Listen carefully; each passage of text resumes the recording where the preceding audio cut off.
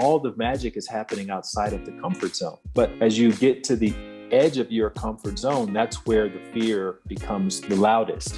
And if you can just get more courage than you have fear, then you can take the leap. I wanted to start the conversation today around meditation. Because in our first conversation, episode 23 of the show, there's still something that you said which stands out in my mind. And that's that you don't necessarily need to sit cross-legged in order to meditate or to have a rigidly straight back. Has your view changed all that since then? And if not, why not? I've actually doubled down on it since. No, man, it's, I think what's happened is more people have adopted that approach. I think you're seeing that more and more, where people are feeling, when I say people, different meditation teachers, facilitators, coaches, and even practitioners meditation's gotten huge since we had that first conversation. Maybe a lot of us because of that conversation, I don't know, but I think a lot of people are seeing the value of approaching meditation kind of as a lifestyle, as opposed to this rigid thing that you do, periodically when you have time. And really the only way to make it, to integrate it into your lifestyle is to find some sense of comfort within that. And it's just a great way to kind of get into it. I don't know of any extra value that comes from sitting with your back straight in a practical sense. Yeah. Maybe in some monastery, they talk about some inherent energetic changes that can occur from sitting with your back straight related to your chakras and things like that. But most people who are just trying to get through the day and take care of their family and do all the things that they need to do in order to show up for life, they don't need to be worried about that kind of stuff. That piece of advice and the conversation that we had, I know has inspired lots of my listeners, but also one of my team members to take up meditation. So I want to thank you for that. And I'm interested as to why you think that may be, because yes, meditation is getting bigger. It's getting more popular. New science seems to be coming out, monthly, weekly on the incredible benefits of a regular meditation practice. Yet there are still many people who struggle. They hear it. They go, yeah, I know that's going to help me, but they can't take that next step. I think you remove some of those obstacles by saying, don't worry about cross-legged, don't worry about back straight, sit comfortably. And I think that does make it more accessible. But how do we make it even more accessible? How do we help those people who sort of at the back of their mind want to meditate, but just don't know how and when to get started? Ultimately, the way you sit is really just it's the tip of the iceberg. The biggest change that we want to adopt with meditation is we want to change our relationship with the mind. I find that that's one of the major reasons why people will disqualify themselves from thinking that they could even meditate with any sort of success, is because we have this sort of combative relationship, this antagonistic relationship with our mind.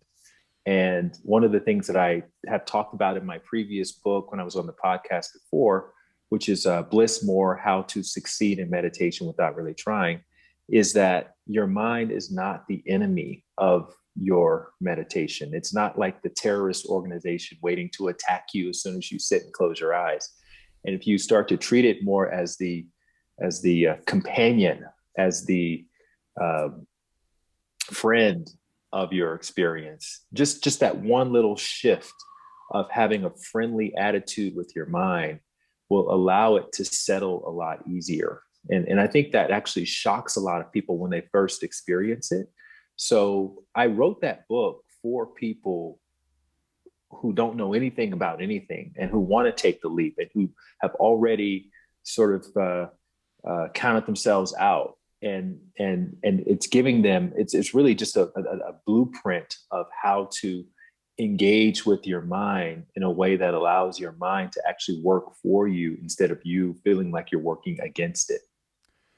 Yeah, I mean that reminds me of the conversation I had earlier today with a good friend of mine who shared with me that actually he sort of wants to meditate. He'll naturally go more towards sort of Wim Hof breath work, which is Mm-hmm. super active. And, at the end of it, you feel like you've done something, right? So I really feel that suits a lot of the Western mindset that credible benefits for many people for sure. But I think for some of us, it feels easier to do that stuff rather than, I Mm-hmm. guess, just be. It's human doing as opposed to human being, really, isn't it? So I think that's one thing I want to discuss with you. But the other thing is that he said to me is, hey, mate, I'm also scared. If I just sit there with my thoughts, like, won't just my stresses and anxieties just start to come up? I mean, kind of, how's that going to be helpful? And I think what you just said really speaks to that second point in particular. Yeah, and you took the words right out of my mouth. I mean, we're very used to doing things, and so if we have something else to do as a meditation, that's why you get a lot of people saying my journaling is my meditation, or my mountain climbing is my meditation, or biking is my, these doings allow us to get into what I consider to be a meditative state, right? I can focus on this activity with such intensity that I'm not thinking about what I did before or what I'm going to do next. And that present moment awareness, or that flow state, is great. But the problem is it does not elicit the same biochemical response of sitting with your eyes closed in a comfortable seat. And if you want to have that experience, if you want to benefit from those physiological changes in the mind and the body, you can't get around just sitting. And so, having those initial sort of surface level thoughts, that's a part of the experience, in the same way that going to the gym straight off the couch, never really worked out before, but then you decide, okay, I know I feel better when I move my body, when I exercise. Those initial weeks, those first few weeks where you go in the gym and you try to like lift something, or you try to like engage your cardio in that way, it's very taxing and it's not very comfortable, and you're sore. And so, but that when you maintain consistency, for those of you who have gone through that process, you've gone through the initial stages and you start to build a little strength, you actually start to look forward to going to the gym. And so the meditation is kind of like the gym for the mind.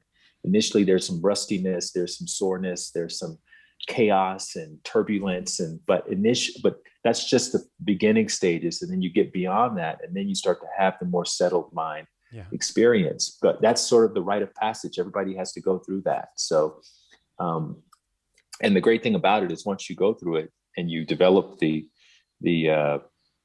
skill and the habit of it, then you can benefit from it for the rest of your life. Yeah. What's your practice like these days? I'm trying to think what it was like back in, I'm going to guess, June 2018, I think, when I was in LA and we were in a hotel room. Yeah. Having a conversation with two mics on my hotel bed, I think, from recollection. Over the last year, there's been a significant change. So I guess I've wrestled with meditation for many years. And I guess even that use of the term wrestle is quite interesting, isn't it? It's quite evocative in terms of my previous relationship with meditation. I always, I knew with my rational brain the benefits of doing it. I'd experienced at moments in my life. I remember, my son's 11 now. When he was a young baby, I remember I went through a period of maybe 1, 2, or 3 months of meditating every day, and I felt myself less reactive, calmer, just in general. Yeah, I would still fall off the wagon, and then I'd go 6 months without doing anything, and then I'd go into phases with, the Calm app, which I think can be really, really helpful for many people. I found that helpful for a while. But I tell you what happened, I'm going to guess around a year ago, I started to crave meditation. I started to, I really felt I got through a block. So a couple of things have happened. I don't meditate usually with an app anymore. I will just sit there, and I'm very accepting now of what happens, whether a thought comes in or whether I have a really calm, serene practice, or whether I'm going through my to-do list. I kind of accept it and I don't judge it either way. And I've got to this point where I really crave it now. On those days where I haven't done it, I'm like, oh, I really want to meditate. That never used to happen. It always used to be something I thought I should do and I knew I would get benefit from. So that's been a big shift. And the other thing is I no longer necessarily crave or want silence to meditate. So I think I shared this a few months ago, but sometimes now I'll meditate in the morning in my sitting room, just on the floor, against the sofa, leaning against the sofa. And sometimes my kids will pop down, or they'll be getting ready for school or having a little argument in the room next door. And I sort of embrace it and go, oh, this is cool. I now get to, that's on in the background. Can I still meditate and be accepting and not beat myself up that, oh man, I want my silence. I thought they wouldn't be awake now. Am I never going to have any time to meditate? That kind of negative self-talk. And so I feel in a really good place, mate, if I'm honest. I really enjoy it now. And I also don't beat myself up. If I have a few days where I don't do it for whatever reason, I'm like, oh, okay, cool. I didn't do it. Now I'm going to get back into it. So fundamentally, I think we're coming up to 3 years since we spoke. I feel it's like night and day compared to back then. That's beautiful. And you just articulated wonderfully the progression of it. Like in the initial stages, you need some guidance, or at least you feel like you need someone telling you what to do or what to think about or prompting you. But then you graduate from that and you go into your silent practice. But you need perfect silence in order to feel like you can do it. And then the next stage of evolution is you can start meditating with noises and things around. And then ultimately you get to a point where you've embodied that meditative state so much that you can have it while you're out in the world. And you may not need to meditate every single day, feel like you need to, you feel like you have that spaciousness within you. So that's exactly the progression that you just described. How long have you been meditating for now? Probably, let's see, I started dabbling in the mid 90s. So we're talking like 25 years ago. And then like clockwork, I started meditating about 20 years ago. Still meditate every day? Like clockwork, yeah. I just love, it's like it's like how some people relate to coffee. You get up in the morning and the first thing you do is you start thinking of, it's not even about the taste anymore. It's about the ritual of it, Yeah. And savoring every single sip and just the aroma. So I feel like that about meditation. I will admit actually on that actually the first thing I do when I wake up is I do have my ritual around coffee first. I'll have one coffee and then I'll meditate. And again, what I'd love you to expand upon, and I think this is a theme of your work, and I'd probably credit our initial conversation in some way of sending me down this path, because I really feel you help to break it down and make it accessible for people, and not, the set of rules that you have to diligently and religiously follow every day. Of course, there can be value in that for some people, but it's like, some people say, oh, you shouldn't have coffee before meditation. Now, I don't know what you would say to that, but you know what? I've found something that works for me, and I feel, and this will come out throughout our conversation, because I feel in your new book, Knowing Where to Look, there is a real wisdom that you seem to have acquired through your years of living, through inquiring about yourself. I'm guessing in a huge part due to meditation and the sort of insight it gives you. I'm just more trusting these days of myself, of not needing other people to validate what I'm doing. It's like, I know I can have a coffee and then go meditate and I feel great. That's enough for me. Do you know what I mean? I really feel that's enough these days. Mm-hmm. Yeah, I think, look, when I first started teaching meditation, I would have said, absolutely do not drink coffee before you meditate. Because I was, it's like with you as a physician, I'm sure when you first graduated medical school, you were more of a fundamentalist and the rules and Yeah. to make sure you don't do this. But then after a while, you see, well, the patient's not going to do all these protocols on their own if I don't make it easy for them. And if I don't allow them to have a little bit of flexibility and leeway and just let's just focus on the principle, right? And the principle is do something every day. Even if you can just do 10 minutes or 15 minutes every day. I don't care if it's before you do coffee or drinks, whatever you do, just fit it in. And then over time, Yeah. whatever's most sustainable for you, for your body to move into balance and to keep moving in that direction of homeostasis will start to become more attractive. It will start to become more appealing. And that for some people may be, I don't need to drink as much wine anymore as I used to because I've been doing this meditation thing. Or I don't know if this relationship that was really an abusive relationship, but I was sort of masking it and painting the red flags green.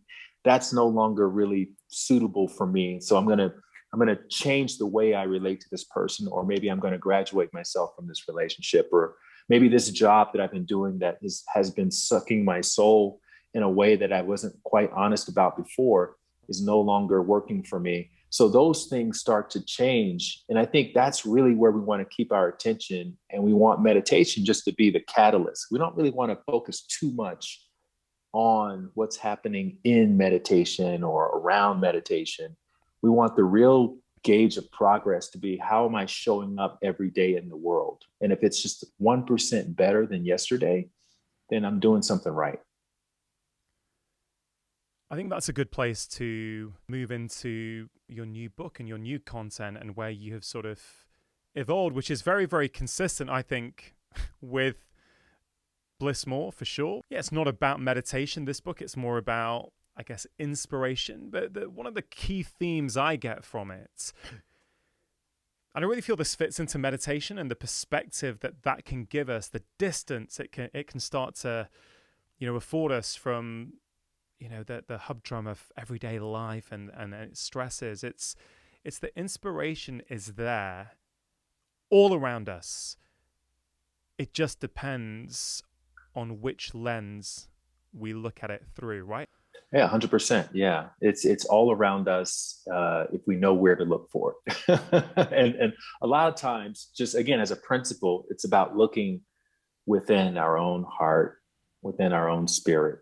And if we can kind of focus on gratitude and be more present, then it's like turns our life into technicolor. It just pops up everywhere. It's like, whoa, I'm feeling called to do these things that aren't on the surface. They're not big things. I'm not going to receive a lot of validation or, you know, or accolades from doing these things like stopping and just meditating or going into this store that I'm passing by. I have no reason to walk in this store, but something is sort of urging me or compelling me to go and just have a look or compliment this person in the elevator. Like little things. You start off with those little things of what I consider to be leaps of faith or following your heart, and then those will culminate into bigger things.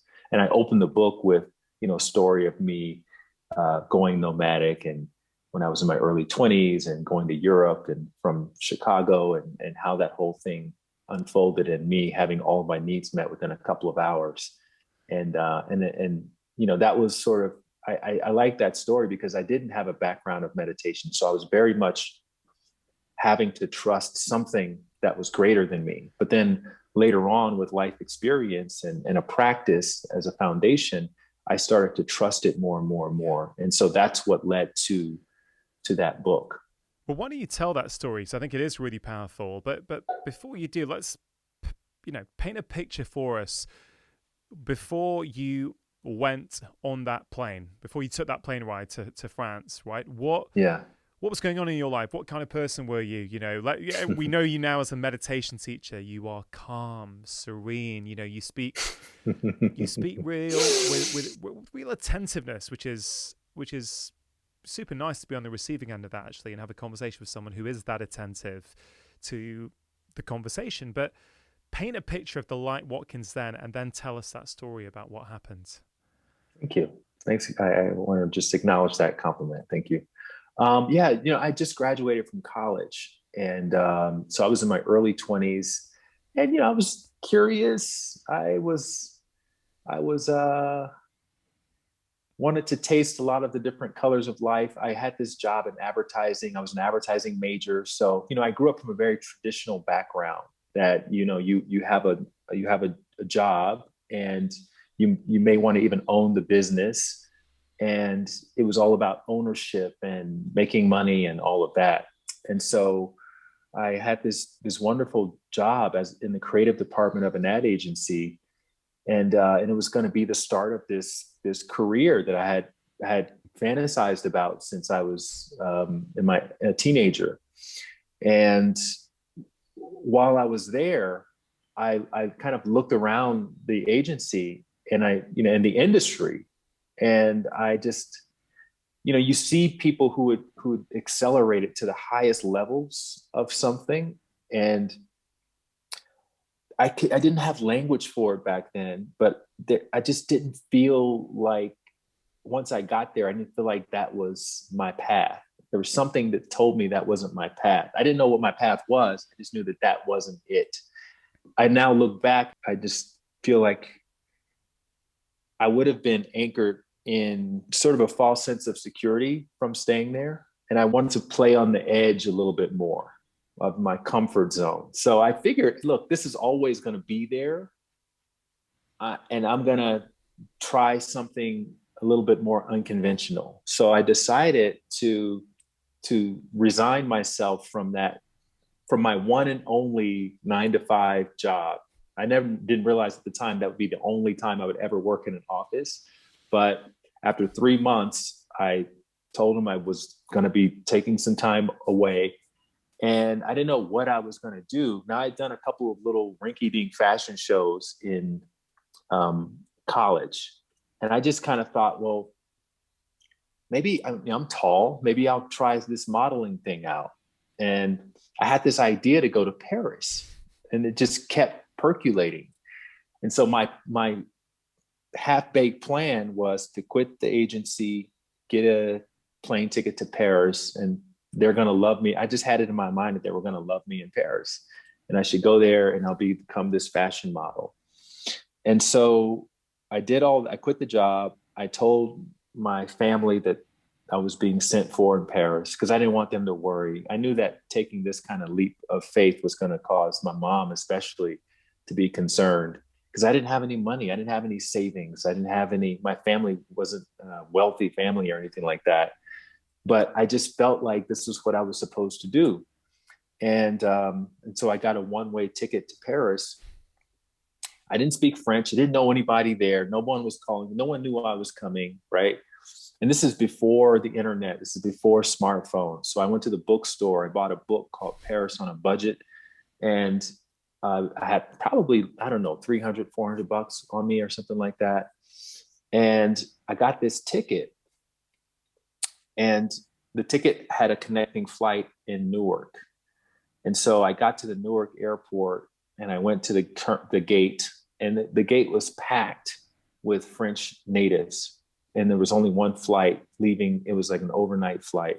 And at that point, all of my courage just kind of truncated, and I got very anxious. And I was like, oh my God, I can't believe I'm actually doing this. Like, this is the point of no return.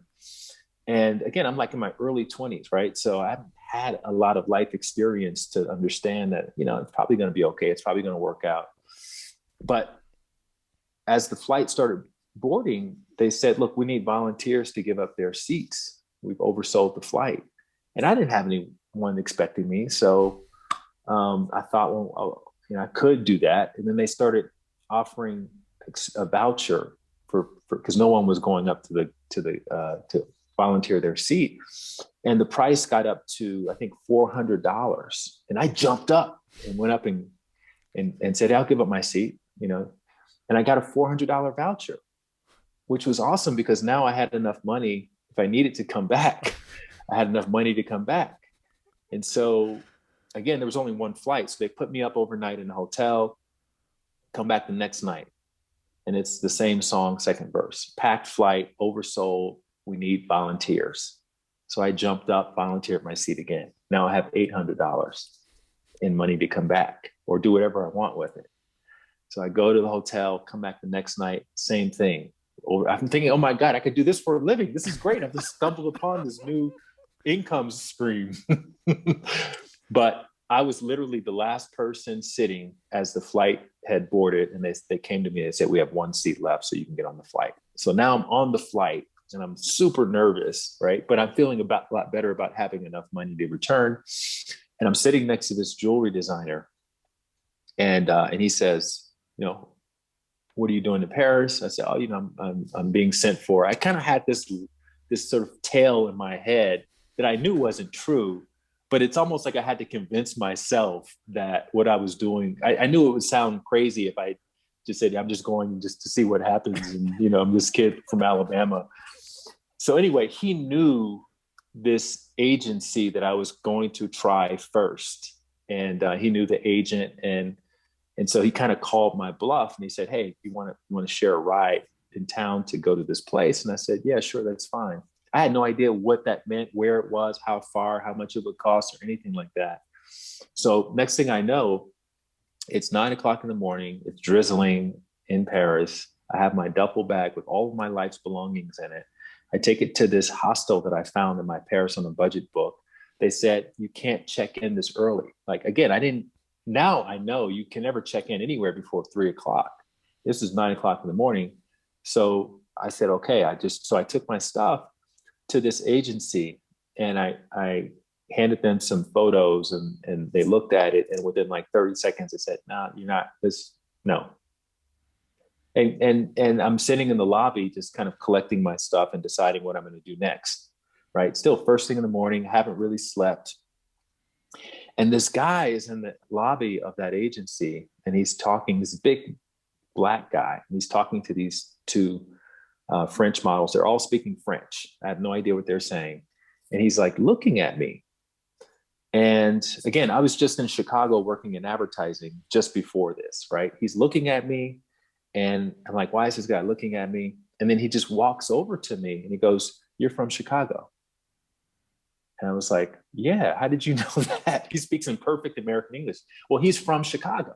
And he was just in Chicago that past summer when I was there. And he apparently saw me somewhere and he said, I never forget a face. And he kind of knew what was going on. Like I'd come there to potentially get representation. And he said, what happened? And I said, they rejected me, told me to come back in a few months. He goes, okay, well, come with me. And so I followed him out of that office. And then we're on like the third floor of this building. And we go down the hallway to the next office. There's another agency right next door to it. And we walk in and I get the sense he wants to introduce me to someone. We walk in and I see this woman who I did one of my rinky-dink fashion shows with in college. She's in that next office. She's working with that agency. She sees me and she goes, oh my God, what are you doing here? And I said, what are you doing here? And she happens to be with this other guy who's French American, and he's got connections to this beautiful flat. And it just so happens to be available for a few months for free. And so anyway, long story short, I end up with a place to stay. I end up with representation. I end up with a group of friends. I end up with money to go back, all within, a few hours of taking that leap of faith. And that was one of the first times that really showed me that if you listen to that inner guidance, again, I didn't have language for it at the time. I hadn't read any of my spiritual books. I hadn't taken any meditation trainings. I hadn't done any of that stuff. I just had graduated from college, and that was my first time. And I was like, oh my God, this exists, right? If you listen to that guidance and you follow it, it's going to work out. And we have to remember it worked out after intentionally missing 2 flights and then having 1 rejection. Any of those things could have potentially thrown me off and made me feel like, oh my God, this is not going the way it's supposed to go or whatever. and I was being divinely timed. And so I tell multiple stories like that because I don't want people thinking it's just a fluke that happened to me. You know, that's just happening all the time if we are able to notice it and pay attention to it and listen to it and follow it. Yeah, it's an incredible story. I was struck by this being in the pre-Google, the pre-smartphone era. So, you know, it's actually going to be very hard for anyone to really experience that anymore because you know, That's right. if you rock up in a different city these days, you can find everything you want on that smartphone, Mm-hmm. whereas you had to go in a bookshop and buy. It's yeah, it's a nice way of thinking about the past a little bit. There's definitely a romantic notion to that, but you know, what can people really learn from that? Because what about someone who's listening and goes, "Hey, Light, listen, great story, man. I'm glad it worked out for you. You just got lucky, right? I could have got on that plane." And I could have rocked up there. I wouldn't have got two sets of vouchers. I would be on the first plane out there. I would have got, what if I got rejected from my job application? What if I didn't meet anyone? And after a week, I'm on a return plane home. You know, I think that's a very legitimate interpretation. Is that it's luck, but at the end of the day, and Einstein said something really interesting related to this. He says, "You can look, you can believe everything is a miracle or nothing is a miracle, but you can't really believe both." You know, it's like it's got to be one or. If you think about it in our sort of Western logical mindset, like it's got to be kind of one or the other. Because if certain things are miracles and certain things are not miracles, then that kind of says that everything is a miracle, but you just can't see those things that are miracles sometimes. And I feel like the same thing is true when it comes to um, divine timing or feeling like you're being guided. It's like either you're always being guided or it's all just kind of random. Yeah. And I think when we really do the inventory on our lives, we can all find one or two moments where maybe you thought about someone and they called you, or maybe some other sort of coincidental thing or serendipitous thing happened. And here's the thing: like I've been writing this book is a culmination of inspirational emails I've been sending out every day since June of 2016. So we're on 5 years now. I just sent out email number 1,830 something today. And after doing that on a daily basis, it really causes you to start to see those kinds of inspirational moments almost everywhere and in everything, right? And again, if you just keep it simple, if you go out and you buy a green car, you're going to see green cars all over the place, right? If you don't own a green car, you're never going to see a green car. So whatever you're training yourself to look for is what you're going to see. And if you don't see inspiration, you probably aren't training yourself to look for it. Yeah, I think that's a great perspective because, you know, in many ways, it's kind of what you choose to believe, right? Do you want to believe in something greater than yourself? Do you want to believe that, you know, the world and the universe is always working for you? Or do you want to believe that actually you always get dealt a bad hand and that you're a victim and nothing good ever goes right for you?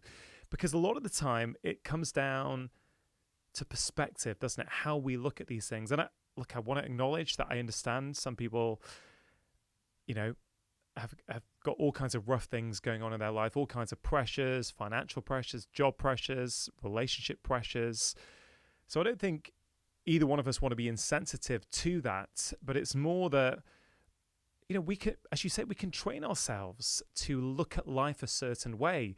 And I bet, and I have seen this and I've felt this myself, is that when you choose these kind of perspectives, when you choose to look on the bright side, when you choose to look at, oh, this happened for a reason, actually, I can't quite figure it out yet, but it will become clear. I just think we're calmer, we're less reactive, we're more peaceful, we're sort of happier people if we choose to live like that. Yeah, I mean, look, so I think that there's value in feeling like life is hard. You know, that's like the opening chapter of the book. And you have that point of reference. I think that's the value of a practice like meditation because it allows you to feel that deeper sense of connectivity that that can go beyond your intellectual understanding of how this could possibly be the case, that I'm feeling a connection to this person or to this situation, or why I'm feeling drawn to this experience. Because if you have to stop and intellectualize everything all the time, then it kind of takes you out of that flow state. It sort of reminds me of that wonderful Aesop's fable about the frog and the centipede, where the frog is out observing the centipede on its morning walk, and it's just fascinated by how the centipede can coordinate all 100 of its legs as it's walking. And meanwhile, the frog can barely, walk with two legs. And so he goes up to the centipede and says, how do you do it? How do you make that happen? Because I just can't understand the mechanics behind it. And the centipede thinks about it for a second and then says, well, let me see it. And he starts trying to walk with the 100 legs, and he starts stumbling over its own legs and then falling into a ditch and getting a bit upset, because when he wasn't thinking about it, it just happened by grace. It just happened by, some sort of inherent divine intelligence. But once you start overthinking it, then it starts to feel a little bit more clumsy. So I feel like, these are good questions to ask, but when we look at our lives, we can see how experiences have dovetailed into one another, and little urges and hunches and callings that we've all experienced inside. They've in some way come to fruition. And if it's a bad thing, and this is the other thing, we give so much attention to sort of negativity, and we know, like if you were going to board a flight and I said your flight's probably going to crash, Dr. Chatterjee, everyone, why did you say that? I can't believe you would say that, right? Because we know inherently that there's power behind what we put our attention on. But if we say, oh, this is going to work out so well, then everyone's thinking, oh, this guy's naive. He's, why are you putting your attention on that? Be more realistic. So it's like we've almost been conditioned to overthink everything, but to err on the side of negativity as opposed to positivity. And you're right. I think this is an invitation. Look, we know what it feels like to be negative. Everybody knows what that feels like, right? But what if we experiment with what it's like to just have a little bit more optimism, and just to have a little bit more trust in our internal guidance, in the same way that we may trust the GPS on our phone or in our car when we set a destination and it tells us to go right. And, we're not sure where going right is going to take us, but hey, it's telling us to go right. So let me just go right. Let me not question it too much. And then ultimately we arrive at the destination. And so I operate from the belief that there is an internal divine destination, and that the word divine may throw some people off. So we'll just, look, I'm not apologizing anymore for believing that there's some sort of bigger intelligence than just my individuality. But yeah, there's an internal GPS. And if you follow that, things tend to work out. And if you don't follow it, things tend to be a little bit more dramatic. It's interesting that when you were talking about your early 20s and your decision to go to Paris, you were in a decent job, right? This is the job you had sort of dreamt about, or certainly thought a lot about. A lot of people in that situation would not have listened to that inner voice, and would have, I think many of us are so conditioned by society. You sort of touched on that in the last thing you said. You also touched on that early on in the book, where I think you mentioned, that fear has enjoyed a huge genetic and societal advantage throughout human history, right? And how we're sort of surrounded by that from the day that we're born. So we have this competition, that inner GPS, as you so beautifully have just described then and in the book. But then the kind of fear and the anxiety is about, no, I should be doing things this way. So talk a little bit about what role fear plays in, because you could have got scared in your 20s and not taken that leap. But I think you were scared, but still decided to take that leap nonetheless. So how would you sort of frame that for people? So I say that inspiration has two there are two hallmarks. The way you know you're being inspired is that you have excitement. The possibilities are exciting to you, and there is fear. Right? Fear is a part of it. Like, in other words, and it's not, there's bad fear, like, oh, I'm going to die. This person's going to harm me. And then there's good fear, like when you, again, you go to the gym and you're going to do some exercise you've never done. I'm going to do 100 burpees. Oh, I know I can probably do it. If someone were going to pay me £1 million to do 100 burpees, I know I can do it, but I don't necessarily want to do it because it's going to be hard. It's going to stretch me. It's going to cause me to feel like I can't do it for most of the time. And so when you have those two elements, the fear and the excitement, those are sort of those are your hallmarks for inspiration, right? And so I say move in that direction, lean in that direction, and don't expect to not be afraid.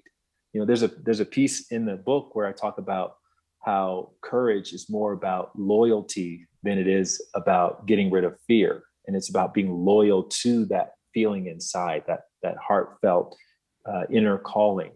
And if you can just get more courage than you have fear, then you can take the leap. And the reason the fear is coming is, again, because we live in this society, as you pointed out, where fear has dominated most of our decisions, and we're being conditioned to be risk averse and to play it safe. But all the magic is happening outside of the comfort zone. But as you get to the edge of your comfort zone, that's where the fear and all of that becomes the loudest. And this is the rite of passage, because as Stephen King has said before, the scariest part is always just before you start. And so once you get beyond that starting place where you're now in the action, you're in the motion of doing whatever it is that you're being called to do, the fear actually dissipates pretty quickly, and you end up getting more into strategic mode and let me just kind of figure out the best way to navigate this situation. And then you become the inspiration for other people to do the same thing. Some people won't know the difference between that inner GPS, that inner voice that's trying to guide them, and I guess the fear voice that's, I guess, trying to protect them, really. Exactly, yeah. And you have to split test it. Just like the Facebook ad guys. They split test this ad against that ad. They change this word, they change the orientation, and they find out which one is the most effective. And so we have all these voices inside: the pain voice, the trauma voice, the social conditioning voice, the voice of our caretakers, and we have the still small voice of inner guidance. And so you're not going to get it right in the beginning every single time. You have to figure out which one is which, and you follow the one you think is your voice of inner guidance. And here's a really simple way to distinguish between the two. Your inner guidance is never going to tell you what not to do. It's not going to say, don't get into this relationship situation, don't do this, don't do that. Your inner guidance is going to tell you what to do. Go to the right. Take this chance. Leave your job, that kind of thing. So it's not going to say, whatever you do, don't work in oil again, or don't, it's just going to tell you, it's going to always direct you in a different way. And so as long as it's affirming something, as long as it's keeping you moving forward and you feel like you're progressing, then that's generally the voice of your intuition. Now, here's the other thing. People talk about, oh, I want to follow my heart. I want to live a life of purpose and all of that. But I think we have this sort of cartoonish idea of what that really means. Like the people who are doing that are we see them being admired, and we may think that, that leads to success, but it actually is the opposite. It actually challenges you. It challenges all of your ideas about conventional life and what it takes to be successful. And because a lot of times it's not leading you to more money. It may even be leading you to less money, quitting the high paying job to do something a little bit more meaningful or a little bit more aligned with your heart.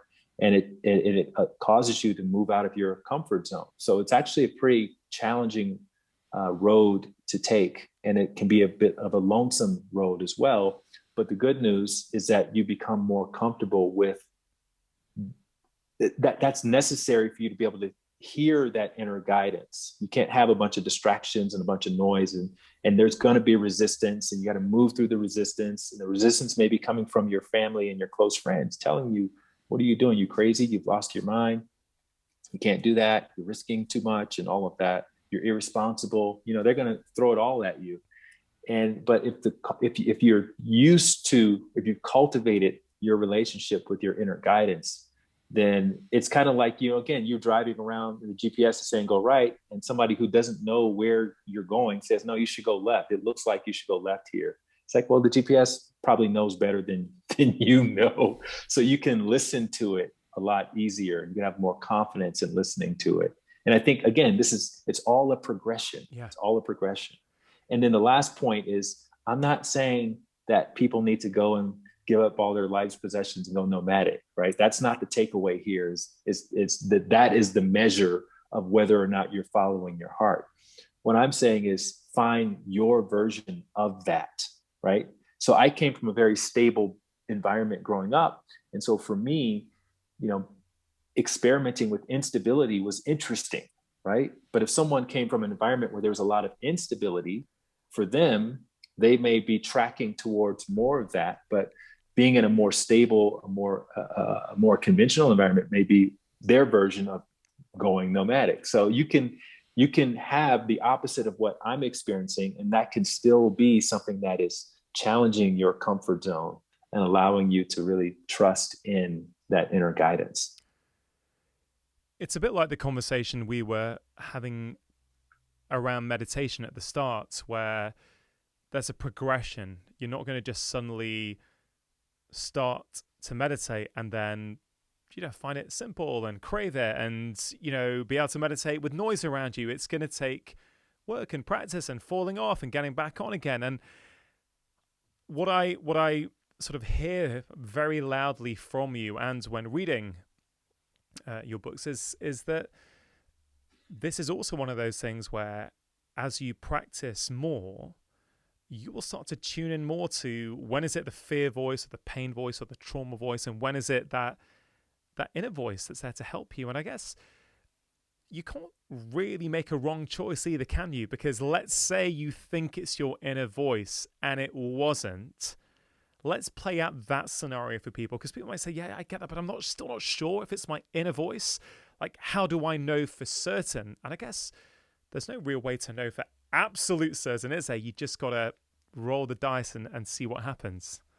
Yeah, and you're getting a point of reference, which is very valuable, because you're going to find ultimately it's not really that difficult. It's not that complicated. Once you have enough reps in listening to these different voices, you're going to be able to categorize, okay, that's definitely not my intuition. It's something else, right?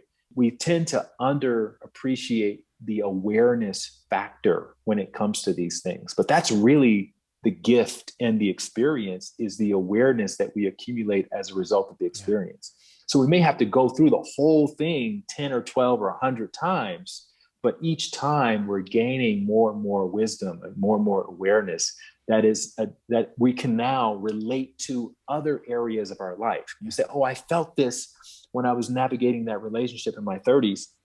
And it's the same feeling I have with this relationship with my work.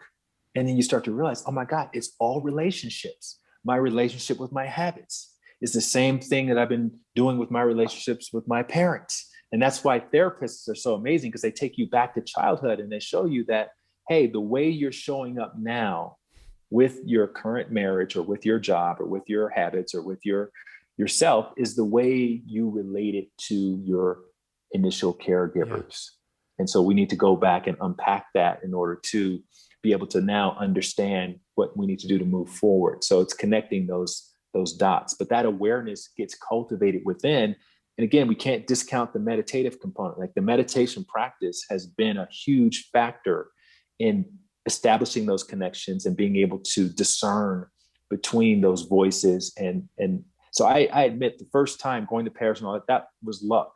But after having combined that with that point of reference with my decades long practice, now I can see, oh, it actually was beginner's luck, but now I can actually invoke this. I can actually create the experiences I want to have by following this specific quality of voice.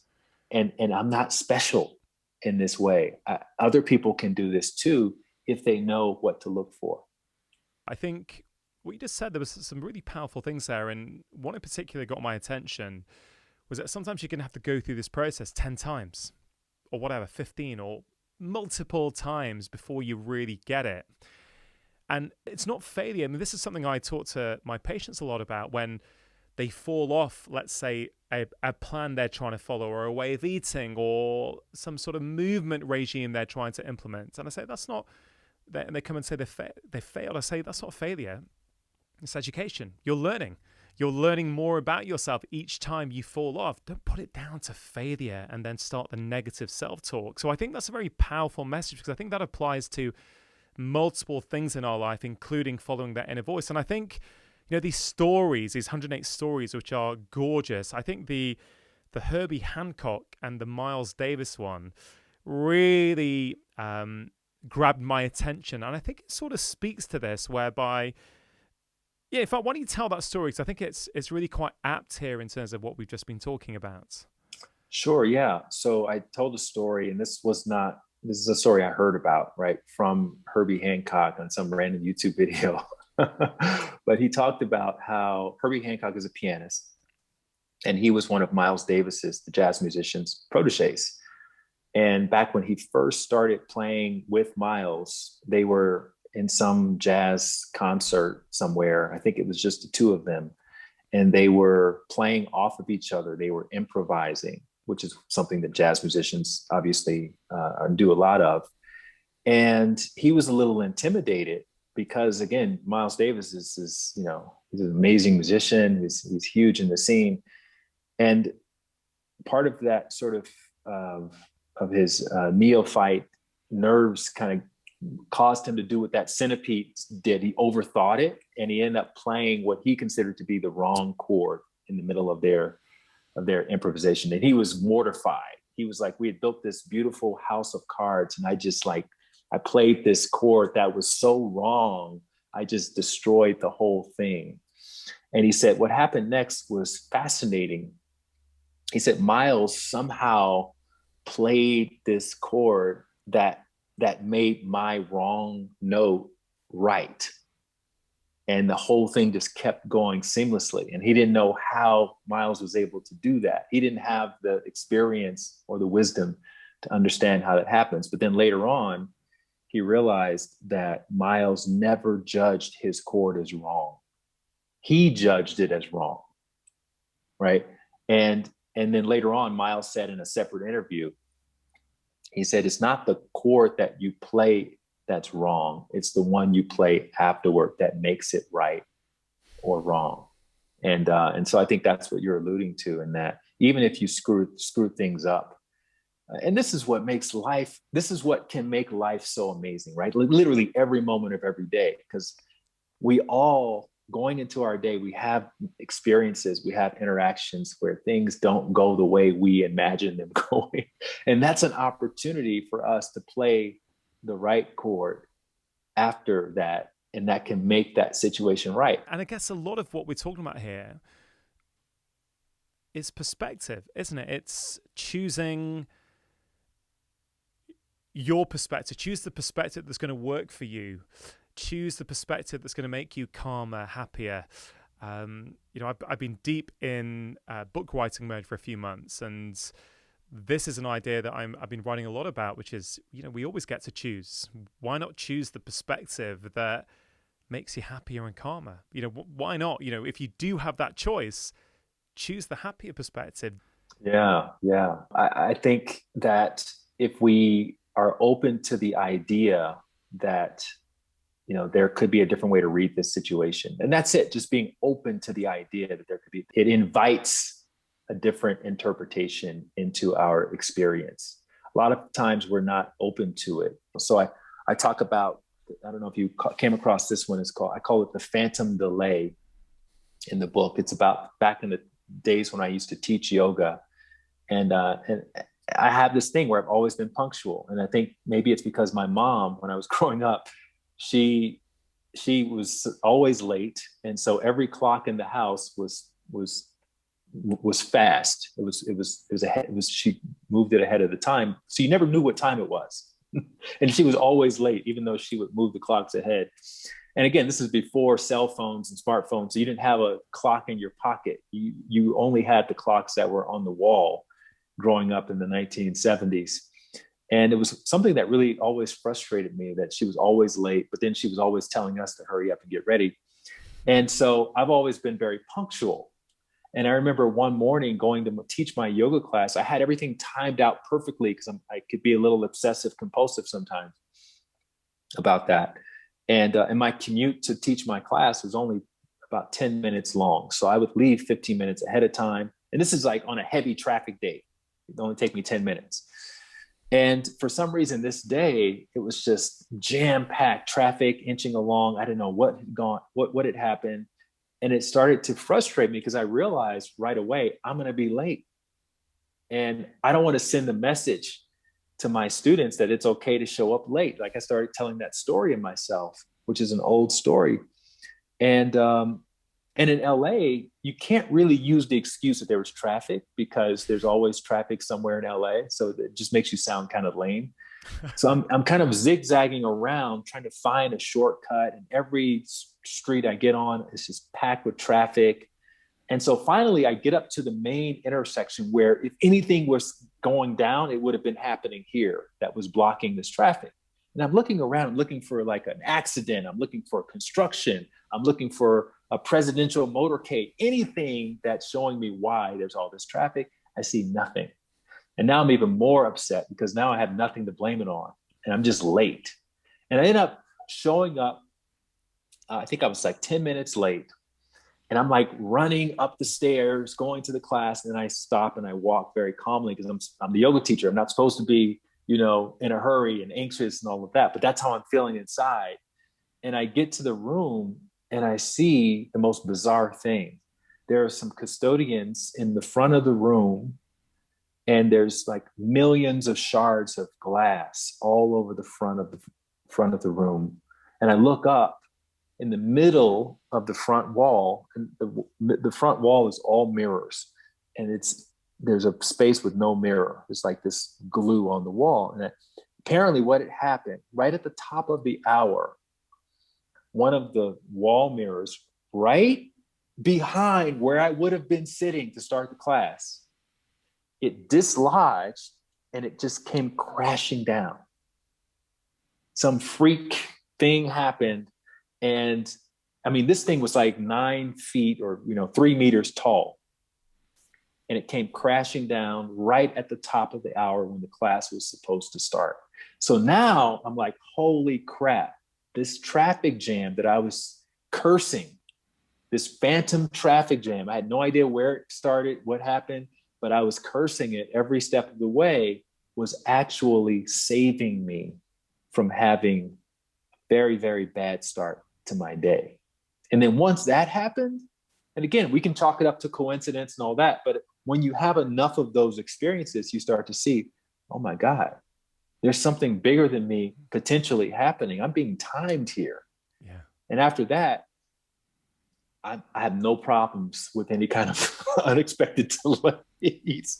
And I'm not saying, don't try to do, I will absolutely do everything I can to make a flight or to, make sure the Uber takes me where I need to be. But if there's something that is beyond my control, now my default is, okay, well, this is probably timing me perfectly, even though I don't understand how or why or where, but I'm just going to trust that this is happening for me, as opposed to why is this happening to me? Kind of like that sort of victim mindset. Sorry to interrupt. If you're enjoying this conversation, there's loads more like it on my channel. Please do press subscribe and hit that bell. Now, back to the conversation.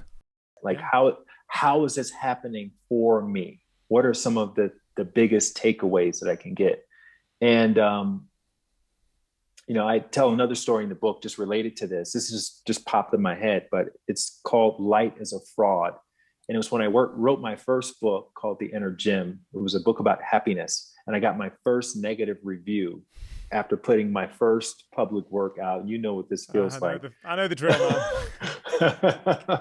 And you're like mortified because it's like, oh my God, this person completely misinterpreted everything that I was saying. And da, da, da, da. But this was someone who was clearly trolling me, saying that I was a part of some big money making scam and all this kind of stuff. And something compelled me to just look at other books that I admired and see what kind of reviews they were getting. And, so I went to go look at The Power of Now, and I went to Stephen Pressfield's The War of Art, and I went to Paramahansa Yogananda's book, Autobiography of a Yogi, and they were all just riddled with negative reviews where people just went into great detail, going point by point, why this beautiful work of art was so horrible and wretched and why you should never even consider getting it. And then you just realize, oh, this is just what people do. This is just a perspective that people have. Some people just feel the need to voice themselves in this way. And in a way, it kind of gives the work credibility because you're putting yourself out there. And, I think anytime you're doing something like that and you're exposing yourself in that way, it kind of steels you to that sort of internal guidance in a way that you wouldn't be able to own your contribution if you didn't expose yourself to the market in that way. And so it kind of frees you up to just stay focused on what you can do and let people interpret it in whatever way they want to interpret it. But again, that informs all of your relationships. It's not just your works of art, but it's in your conversations that you're having. It's in the way you are interpreting the so-called negative things that happen to you. And you just start to see, oh, it's all just perspective. That's all it is. Yeah. And you could take something bad that happened to you. And a lot of the stories in this book are things that I could have interpreted it as a bad thing. And you find the silver lining in it. And that's a practice. You have to practice that. It doesn't come naturally because, again, we're not conditioned to think that way by society. But once you start to do that over and over and over, then it becomes easier and easier to kind of review the moments in your life in a more positive way, as opposed to just going straight to the axe job. It is a practice, and I definitely very much relate to that example because, having a public profile, creating and producing work that you spend hours and hours poring over and then putting it out to the world. 4 or 5 years ago, negative review, man, I found it difficult. Really, really difficult. Whereas now, genuinely, it rarely phases me. Like, I've learned, it's been a practice of looking at that and going, okay, what can I learn from this? And first of all, Ronga, can you control whether people are going to do that? Well, no, I can't. Okay, fine. What can I control? I can control my response. Okay, right. So is there any truth in this? Yeah, actually, you know what? That person's got a point here. Maybe I could have. Okay, great. I can learn from that. If I don't consider there to be any truth in it, it's like, what is the tone of the language? Okay, this guy or this lady has clearly been triggered when she's writing that. That's okay. I have compassion for that. We all get triggered at times. But then for me, it's always a case of, well, why is this bothering you? What is it mirroring in myself? What is it bringing up for me? Because that's what I've got control over, right? I can control, I'm insecure about wanting to be liked because when I was a kid, I used to feel I got love when I achieved something really great or came top of the class. That pattern's playing out, right? Okay, great. Now I can work on that. So I think there's all kinds of learnings in all of these things. I think your story of writing daily emails for 5 years, talk us through that. Talk us through why you made that decision. What was that process along the way of fear, anxiety, and then trust? So I've been following Seth Godin, who many of you may know is the marketing genius. And he's been writing a daily email for years. I don't know when he started, maybe in 2000 or something like that. But I always admired that level of commitment. And back in 2016, I had just gotten my deal, my book deal for writing Bliss More. And again, this is after having self-published my first book, which took me about 4 years to write. My first book took me about 4 years to write. And so I only had 6 months to write Bliss More. And I was super insecure about my ability to write a 60,000 word book, which was 3 times longer than my first book, in, just a fraction of the time. So I was like, oh my God, I should get a ghostwriter or get somebody to help me write this book. And my literary agent at the time, she persuaded me. She said, look, no, you can do it. I've read some of your stuff before, you can do it. And I wasn't convinced. And I thought to myself, well, having been a meditation teacher for many years and understanding the mechanics and principles of progression and iteration, and knowing that things evolve over time, but they get better with consistency, I thought to myself, well, let me put myself in writing gym. And a great way to do that would be to put myself in a position where I had to write on a regular basis. So I had been kicking around this idea. Really, it was more of a fantasy of writing this daily email for a long time. And I thought, okay, this is the opportunity to do this, because A, you're giving yourself a daily deadline, which means you have to do it. And B, you're making it public, which means it has to be good enough to send out, because you're going to get feedback from people, and some of it is probably not going to be nice. And so you have to you can't just put out anything. And the rebuttal my intellect was making was, you're going to run out of stories, man, in like 3 weeks, 4 weeks max. You don't know that many stories to tell. So you can do this, but you're just going to end up frustrating yourself and painting yourself into this really, really tight corner. And so I eventually, after many months, overcame my own resistance and decided I'm just going to start something. It didn't go away. And that's one of the other hallmarks of inspiration, is it doesn't go away until you act upon it. So I decided, okay, I'm going to finally just do it. Screw it. Although I didn't use language that nice. I just said, F it, I'm going to do it. And I sent out this one email to my list. It was like, I let people know, hey, I'm doing this daily email. Who wants to sign up? I think 19 people signed up initially. So I was actually happy about that, because I didn't want 1,000 people signing up to hear what I had to say, until I kind of worked it out.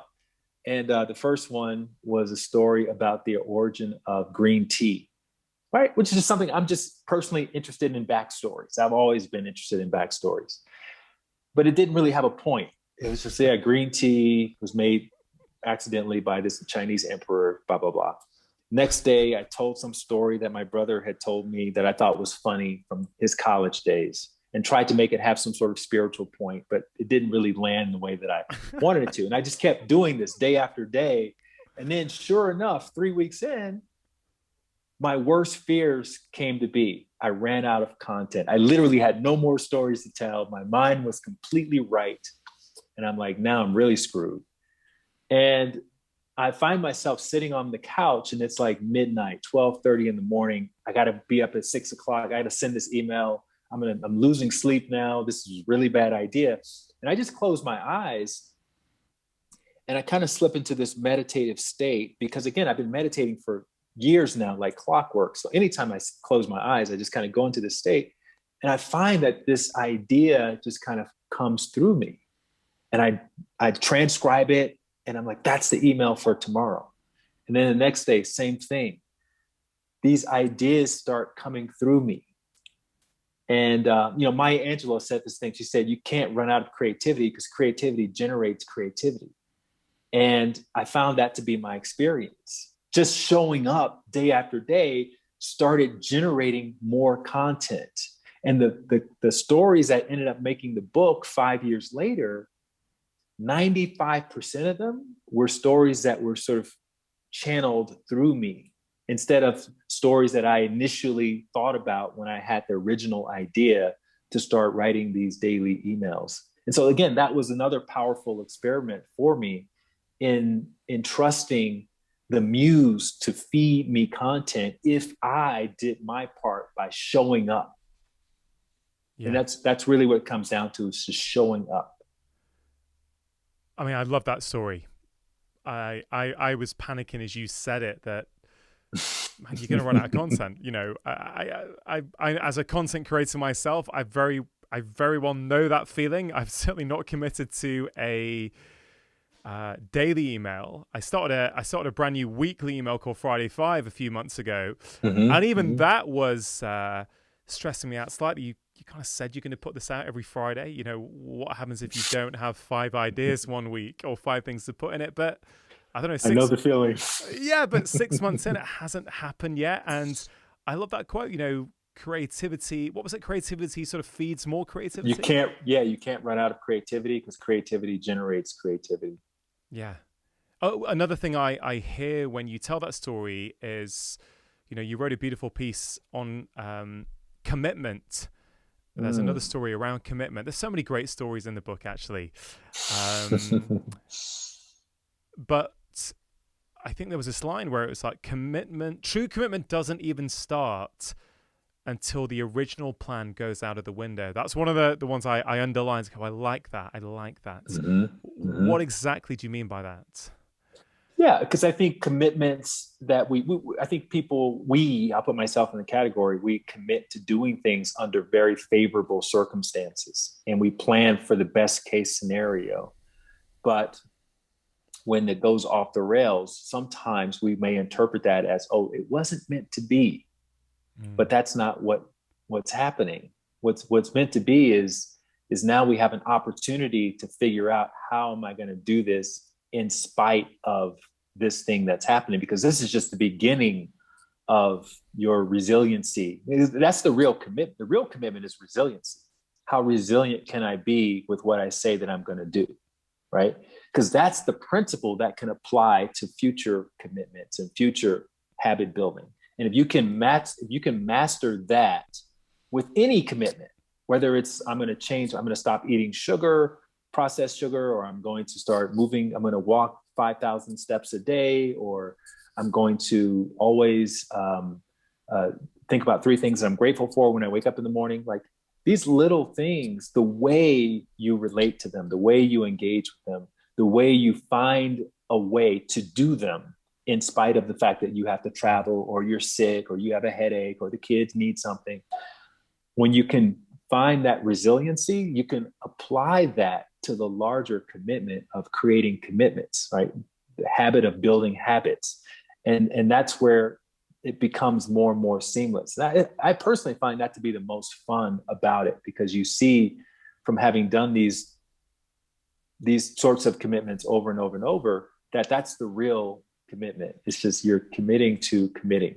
And I have this piece called Outstanding, where I say it's really easy to be outstanding. You don't need money. You don't need recognition, accolades. Just do what you say you're going to do. That's such a rare thing for people, just to do what they say they're going to do, that in and of itself will make you outstanding in your circle of influence. People will be impressed. They'll be super impressed, because this guy or this woman always does what they say they're going to do. And that's just, it's unfortunately, we live in a society where that's just not the case most of the time. Yeah. Can commitment ever be a noose around our neck? And,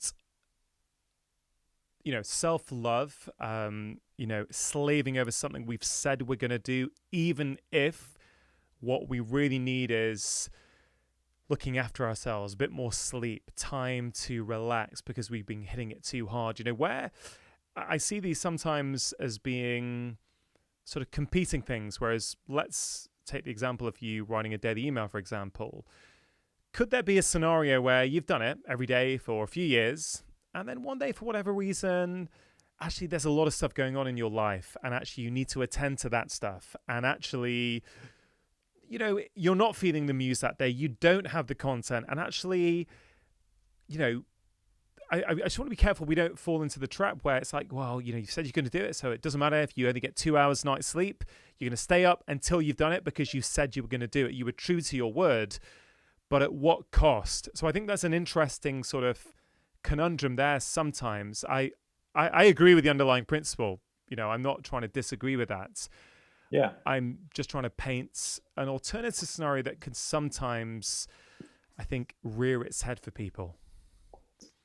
So when I was writing my book Bliss More, I would it be okay if I just read a really short piece? Of course, It's yeah. called FOMO, and I think it really encapsulates what we're talking about right now. It's called FOMO, which obviously stands for fear of missing out. It says, when I was writing my book Bliss More, I didn't have a social life. Nearly every Friday and Saturday night for 6 months, I was writing.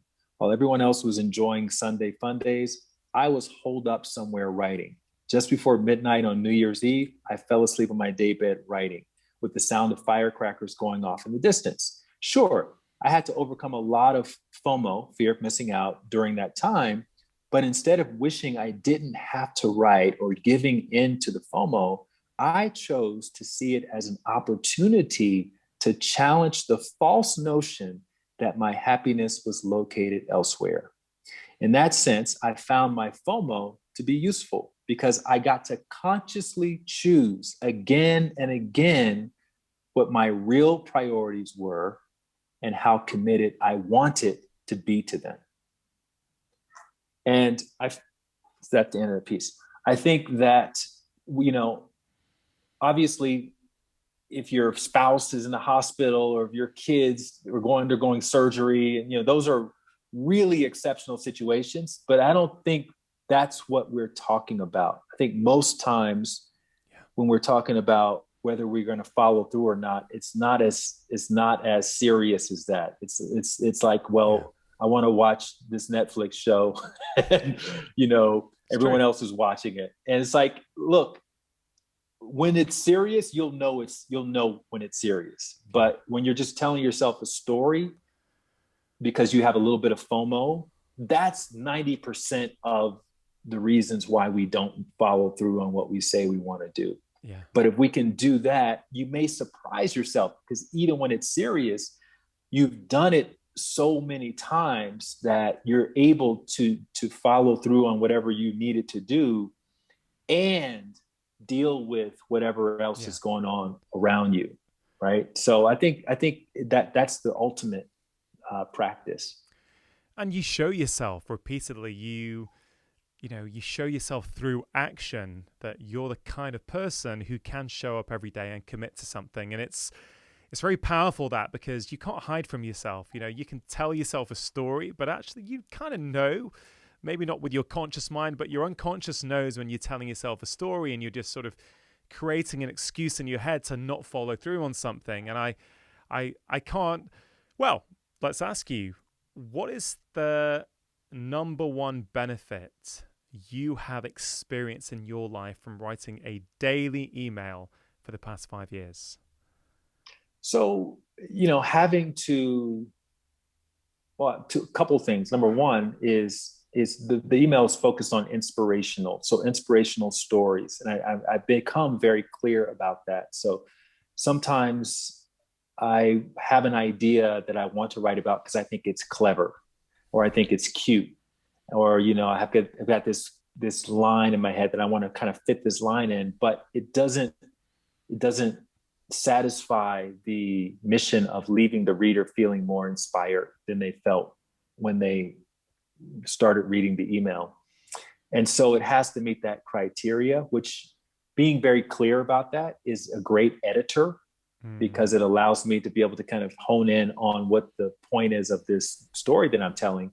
But then it also opens me up to notice things that I would not be noticing otherwise. And I've gotten stories out of conversations, just like the most random conversations, from watching movies, reading books, airplane magazines. I mean, you name it. I can take almost any situation and I can find the silver lining in that situation. And that's become very much habitual for me because I've had to do it. Love it. I literally, when you get into the thousands of emails, you don't care where the source comes from. You are happy that you have something to offer. And then also making it bigger than me helps a lot, because I see it as a community service. I see it as a service project. I didn't start it to write a book about this later on. I started it really to practice, but also just to share and help people who are struggling, or who are, just having a difficult time finding that silver Yeah. lining for themselves, and just offering them a little bit of my own perspective. And so I think the combination of those two things, it really does, uh, it informs a lot of my interactions, my day-to-day interactions, in that I'm now actively looking for, what good is coming out of this Yeah. right now.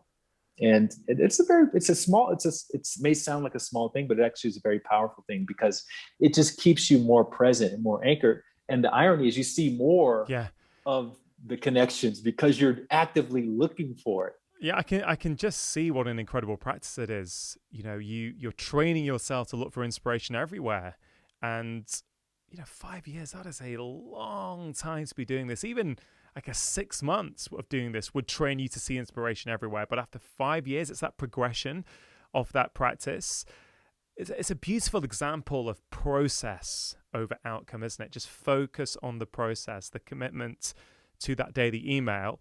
You had no plans to write a book with 108 of these best stories, let's say, or 95% of the new book came from those emails, but you end up getting a book out of it. You weren't even trying to write a book. The book sort of happened as a side effect of doing these emails. And I think that is a beautiful metaphor that we can apply in many different aspects of our life. I mean, I had so many different stories circled that we were going to go through. We don't have time, unfortunately, to go through them all. And of course, people can just jump into this very, very readable and beautiful book to actually look at them. That's one of the things I really like about it. You don't have to read it all in one go. It can just be on your kitchen table or your coffee table, and you could just randomly open it on a couple of pages each day. But one of the pages that I really, really liked, that I felt was quite different from a lot of the book, was the bit on teachable moments. So a lot of the book was about how we can change our perspective and, through these stories, get some sort of inspiration and reframe aspects of our own life, which I love. But this page, I really, really loved. The idea being we're always teaching others how to treat us by the way that we act. And, there's quite a few points there, but if we're easily reactive, do you mind if I read from your book a little bit? Just two or three of the lines? I love that. I love it. If we are easily reactive, we teach others to sugarcoat their truth. If we routinely gossip about our friends, we teach others to question our loyalty. If we refuse to spread rumors, we teach people to trust that we will stand up for them too. And this one I really liked. If we consistently overgive, we teach others to take us for granted. I think this is one of the most powerful pages in the entire book. Maybe that's because it speaks to me in a particular way. But so much of the time, we feel that other people are acting in a certain way, and if they change the way they act, my life would be better. But what this is beautifully showing is that actually we're kind of training the world around us all the time. Where did this come from? And is there a bit of personal kind of experience in this as well?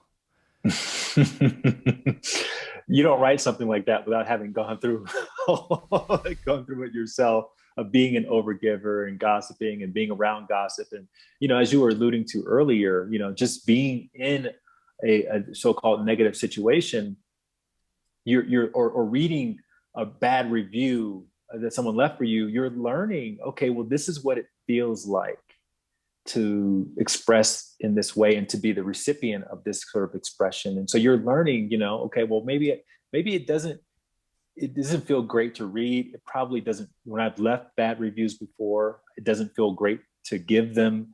And so those are sort of the beginning stages, just being aware of how things make you feel as you're going through them. And so that was my experience. That was one of the ones that was channeled when I was completely out of things to say and write about. That just started coming through. I think the first line just came through me, and then I could relate it to other things in my life. And yeah, it ended up being this whole thing about teachable moments. But yeah, of course, I've been through all of that before. Yeah. And I think that's one of the reasons why I could speak to it simply is because of the extent of experience I've had on all sides of that. Yeah. Well, thank you for writing that page. I loved it. And I think it's one I'll be reading over and over again at various times. I'd like to sort of close off this conversation. A couple of things I wanted to just touch on. I know we started off talking about meditation, and I know meditation is something that comes up a lot with my listeners to the podcast, people who watch it on YouTube. Have you got any sort of short bits of wisdom for people who they want to take the leap, but they don't know how? You know, you've been teaching for many, many years now. How would you simplify the process of starting a practice of meditation for those people who feel inspired to do so? A couple things. First of all, I think any meditation is great, right? So even if it's an app that you can download and just get started and just start building up a daily habit, even if it's just 5 minutes, 10 minutes. And then again, look at it in terms of progression, right? So you get that going, and then eventually you graduate yourself from that into maybe doing a more of a silent practice. And in order to prepare you for that, there are all kinds of resources. You can grab a copy of Bliss More, my book. That'll give you the basic mechanics, which are essentially, make friends with your mind and be comfortable in your positioning. And those two things alone are going to increase the quality of your experiences dramatically. And I actually just started a community, which I'm calling the Happiness Insiders, which people can access at lightwatkins.com. And it addresses this pain point that a lot of people have, which is, I want to do this. I want to do my inner work, but I just don't know how. I don't have any accountability. I don't have any support. I'm kind of a lone wolf when it comes to this in my circle of friends and family. And so it's really hard to get traction and consistency when you're the lone wolf. And I wanted to create a community where people can learn these sorts of practices. So day one, I have a 7-day meditation kickstart just to get your practice up and running. And more so than that, to give you accountability, to give you quality support from me, and to give you a community to draw upon, so that if you don't have that in your local environment, you have it online. And then eventually you can seek out people who live around you, and you guys can meet up and do things together. And I think that could be very valuable. So I'm literally just starting that. I'm nervous and I'm excited about taking on this new responsibility. But it's something that I feel like it can help a lot of people, because what you're describing is so common right now. And I just want to help as many people as possible to get their practice, so they can start to enjoy more of those leaps of faith and following your heart moments that everybody has been talking about in these kinds of books, like Knowing Where to Look. So, yeah, I love that. Sitting comfortably and making friends with your mind, I think, two great bits of advice for people. And just to close off now, for someone who's listening to this right now, Light, who feels stuck in their life, maybe it's a relationship, maybe it's their job that's not really singing to their hearts, and they don't know how to change things. They don't know what to do, yet they're feeling inspired, hopefully by the conversation that we've had. What advice would you give them? I think one of the reasons why we can feel stuck is because we discount the value of little things. So if there's just a little tiny, small, little leap or little change that you can make today based off of whatever you feel inspired to do, then I would say to try that out, even though you don't know how it's going to turn out. And if that seems like too much, take out a pen and a sheet of paper, or pull out your notes app in your phone and just start writing down as many things as you can think of that you're grateful for. Because the value of gratitude is that it gets you anchored into the present moment. And the present moment is where you're going to hear that still small voice as clearly as it's being transmitted. And then that's going to give you your next step, your next instructions. So don't worry about trying to see the whole staircase, which is, I think, what causes us to get paralyzed, and just focus on whatever the next step is. And if you can't see the next step, start your gratitude list, and that'll allow you to be able to see that next step a lot easier. Great advice, Light. Thank you so much for making time to come on the show today. It's inspirational what you've done. Love the new book. Thanks for coming on the show, and talk to you again soon, I hope, buddy. Thanks, buddy. Appreciate you. If you enjoyed that conversation, I think you are really going to enjoy the one I had with Peter Crone. It's just there, so give it a click and let me know what you think. I tell people you can't create the life of someone you don't yet believe yourself to be, right? It's not going to work because you're going against the grain of how you're fundamentally conditioned.